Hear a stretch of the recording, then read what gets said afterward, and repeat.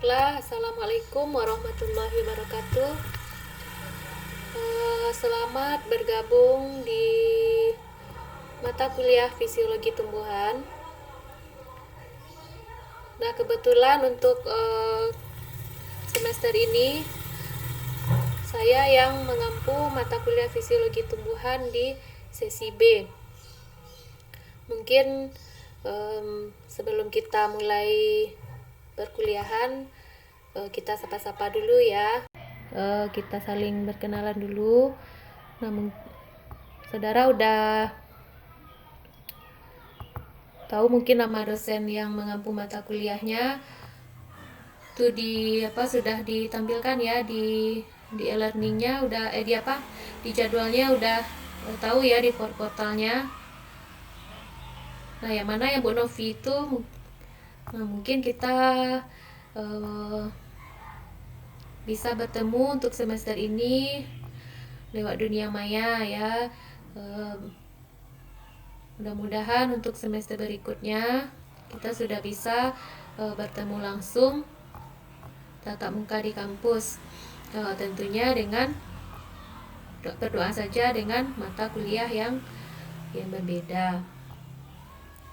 Nah, untuk perkenalan lebih lanjut nanti mungkin bisa di luar forum ini.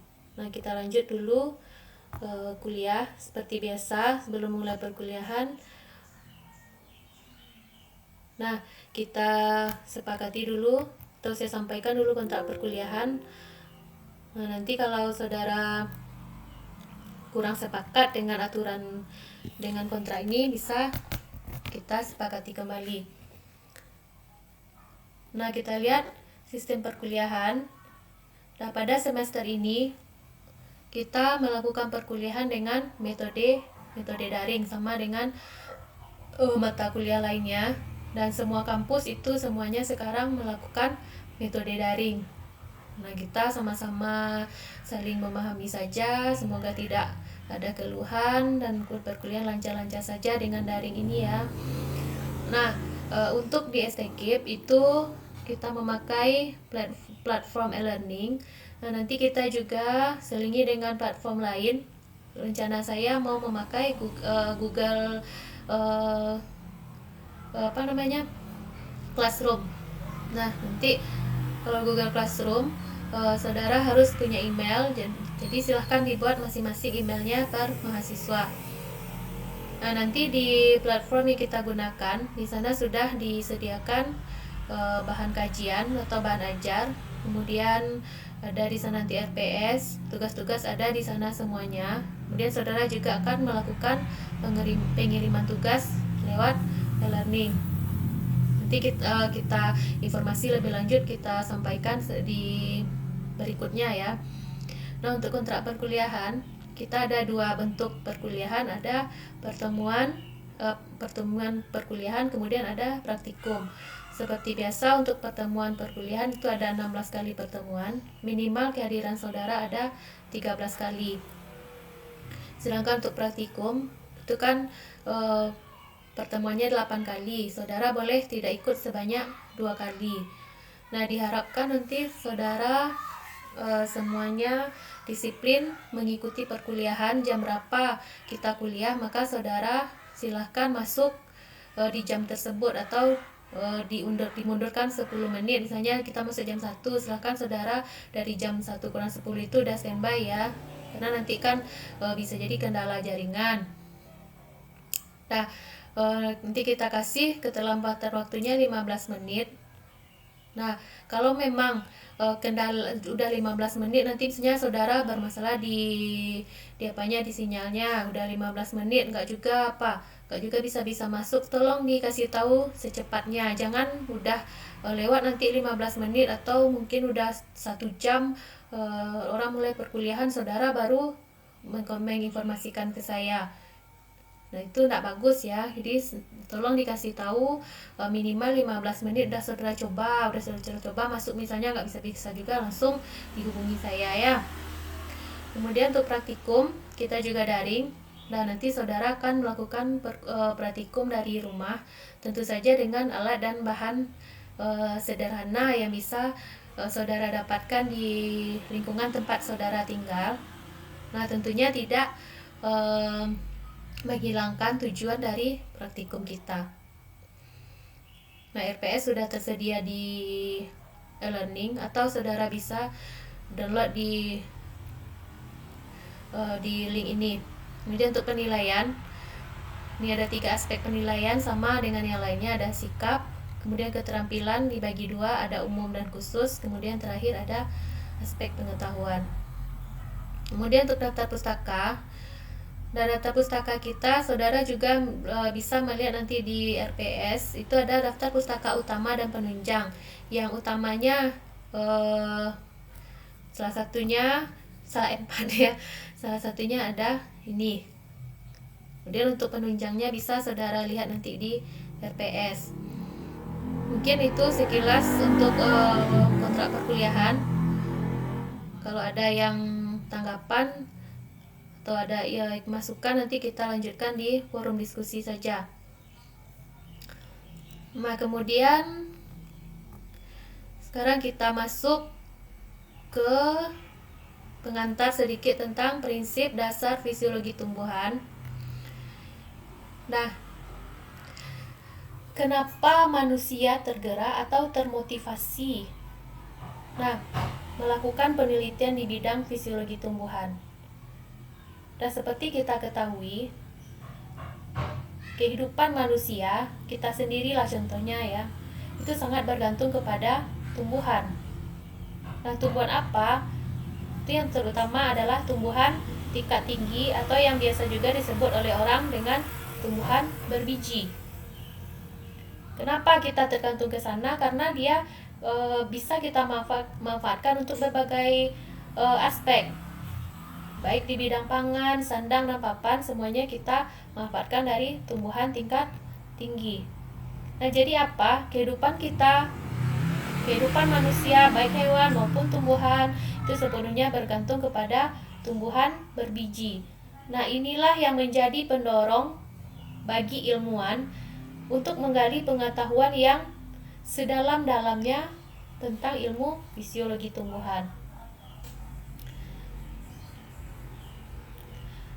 Nah, di bidang apa saja pengetahuan fisiologi tumbuhan ini sangat penting? Di semua bidang ya, di semua bidang botani, baik itu botani murni maupun dalam botani terapan. Nah, ilmu fisiologi tumbuhan ini sangat penting. Contohnya bidang agronomi, di bidang kehutanan, bidang hortikultura, bidang pertamanan, sampai nanti ke bidang penyakit pada tumbuhan juga terkait dengan fisiologi tumbuhan. Nah, kemudian kita lihat sejarah perkembangan fisiologi tumbuhan. Nah, pada awalnya fisiologi tumbuhan ini menjadi bagian dari ilmu botani atau bagian dari ilmu biologi. Nah, seiring dengan berkembangnya ilmu lain seperti ilmu fisika dan kimia, maka pada pertengahan abad ke-19,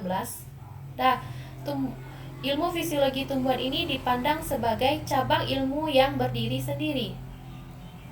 Karena apa? Dengan terbitnya sebuah buku yang berjudul History of Botany.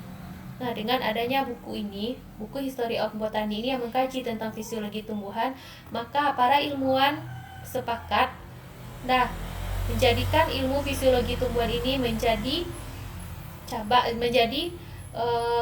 cabang ilmu yang berdiri sendiri, tidak bergantung lagi ke ilmu lainnya. Kemudian disusul dengan adanya tulisan yang berjudul Lecture on the Physiology of Plant. Kemudian tingkat kedewasaan penuh dari ilmu fisiologi tumbuhan ini tercapai di saat terbitnya paper yang berjudul Annual Review of Plant Physiology yang mengulas perkembangan penelitian berbagai aspek fisiologi tumbuhan. Jadi di dalam tulisan Annual Review of Plant Physiology ini sudah mengkaji berbagai aspek fisiologi tumbuhan. Kemudian definisi ilmu fisiologi tumbuhan.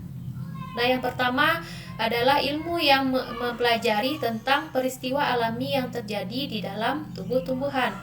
Kemudian dirinci lagi, peristiwa apa yang terjadi di dalam tubuh tumbuhan tersebut. Ada 3 peristiwa, ada proses, fungsi, dan respon. Nah, kemudian muncul definisi yang kedua, ilmu fisiologi tumbuhan adalah ilmu yang berhubungan dengan proses, fungsi, dan respon tumbuhan terhadap perubahan lingkungan, serta pertumbuhan dan perkembangan akibat adanya respon dari tumbuhan tersebut.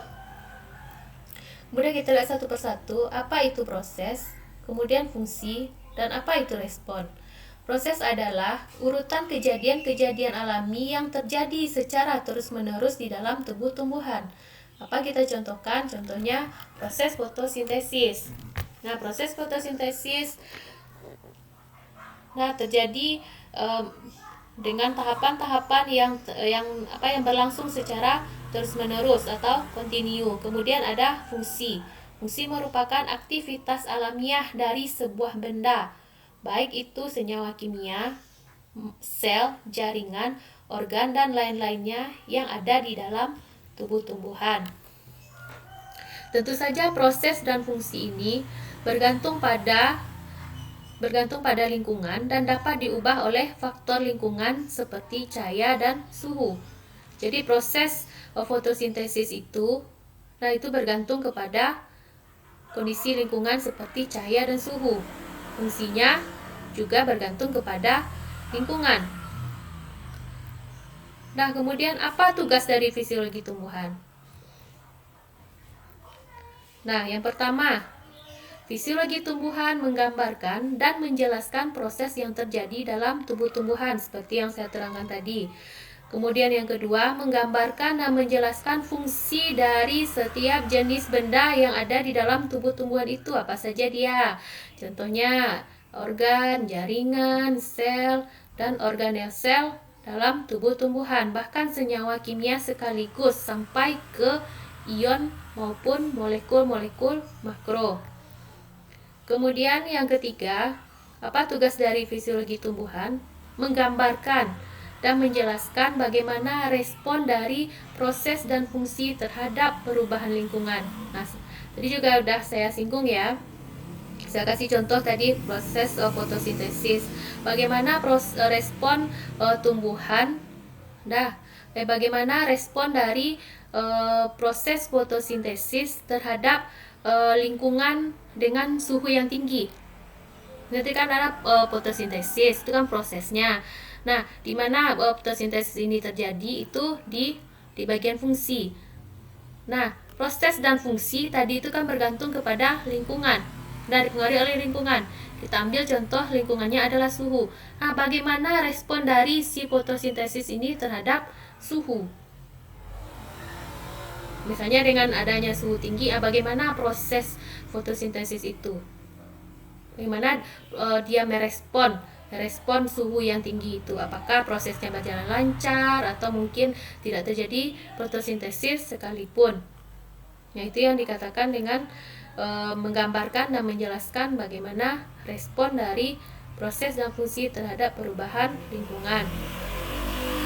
Kemudian apa? Bisa kita simpulkan, tugas utama dari fisiologi tumbuhan adalah mengungkapkan apa yang diungkapkan segala peristiwa yang mana? Peristiwa alami yang terjadi di dalam tubuh tumbuhan secara detail atau terperinci. Jadi semua peristiwa yang terjadi di dalam tubuh tumbuhan, dalam ilmu fisiologi tumbuhan akan dijelaskan serinci-rincinya dan menyeluruh, sehingga dapat menjadi dasar untuk mengetahui hakikat dari pertumbuhan dan perkembangan dari tumbuhan itu sendiri. Kemudian aspek praktis dari fisiologi tumbuhan, yang pertama,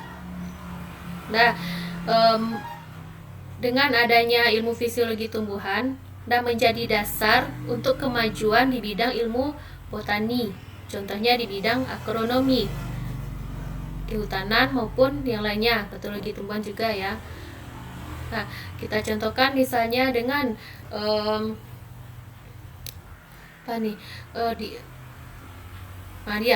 dengan adanya ilmu fisiologi tumbuhan, maka menjadi dasar bagi kemajuan ilmu agronomi, contohnya kita contohkan di pupuk misalnya.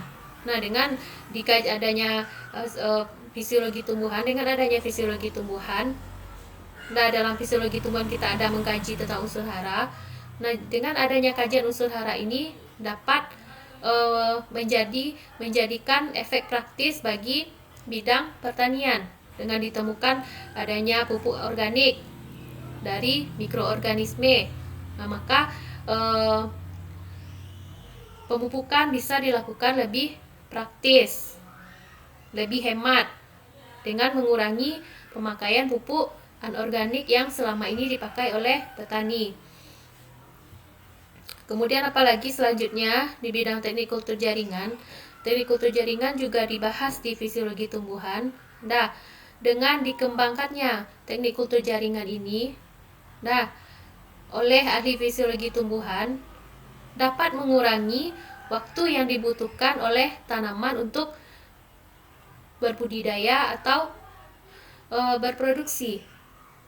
Nah, kemudian yang ketiga, hasil produksi dapat ditingkatkan dengan meneliti bagaimana dan kapan pemberian zat pengatur tumbuh yang tepat pada tumbuhan.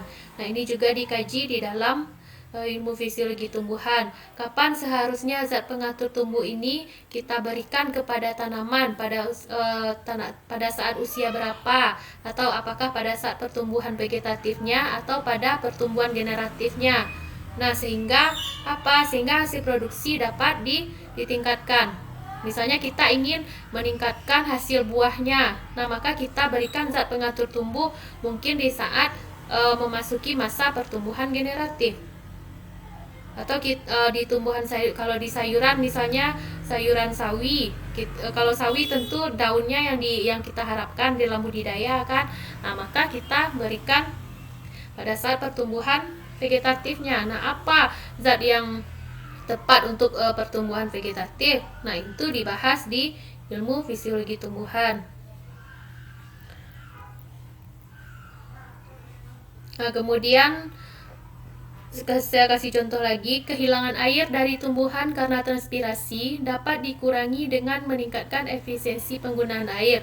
Nah, transpirasi ini di mana dikaji juga di ilmu fisiologi tumbuhan. Nah, kemudian ternyata ya kualitas nutrisi makanan kita yang kita makan itu, nah itu juga ada sumbangsihnya dari ilmu fisiologi tumbuhan. Kenapa? Nah, tanaman budidaya yang untuk kita makan itu dapat diatur melalui kualitas dari tanaman budidaya yang kita makan itu, dan dapat diatur melalui penambahan hara mikro yang sesuai ke dalam tubuh tumbuhan. Nah, kita itu ada namanya nanti unsur hara fungsional. Nah, dengan penambahan unsur-unsur hara itu, unsur hara yang mikro itu, nah, maka kualitas nutrisi yang kita makan itu, dan nutrisi yang kita makan dapat ditingkatkan. Nah, jadi apa? Ternyata kesehatan kita juga bergantung ke ilmu fisiologi tumbuhan.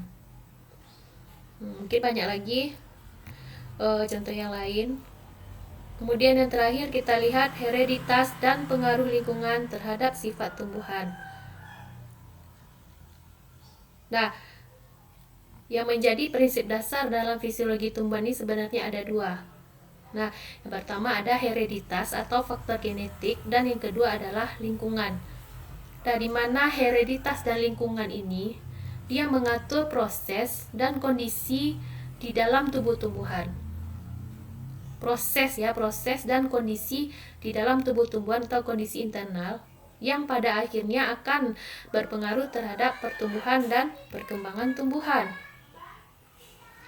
Jadi apa? Bentuk akhir, ukuran, derajat kompleksitas tumbuhan itu bergantung kepada komposisi genetik atau hereditas dan lingkungan di mana tumbuhan tersebut tumbuh. Kita contohkan misalnya di sini saya mencontohkan dengan biji kedele ya.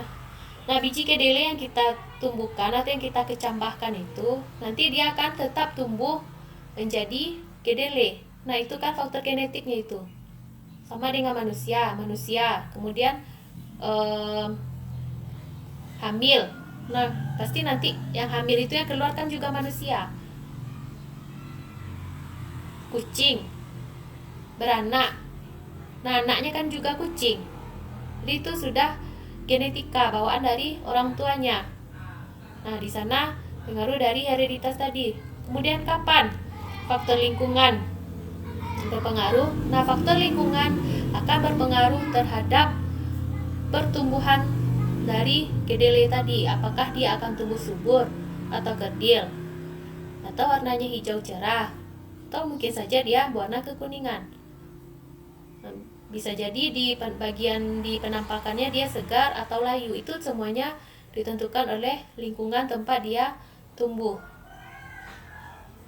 Nah, jadi tergantung dari kita yang membudidayakan lagi, atau tergantung dari tempat tumbuhnya. Kalau tanaman itu ditumbuhkan di tempat yang cocok dengan serat tumbuhnya, maka dia akan tumbuh bagus.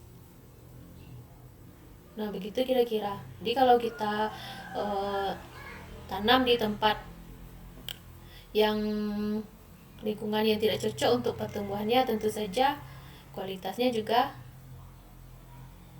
tidak bagus. Nah, mungkin sedikit itu sedikit ulasan dari saya. Untuk bahan bisa saudara ambil nanti di e-learning ya.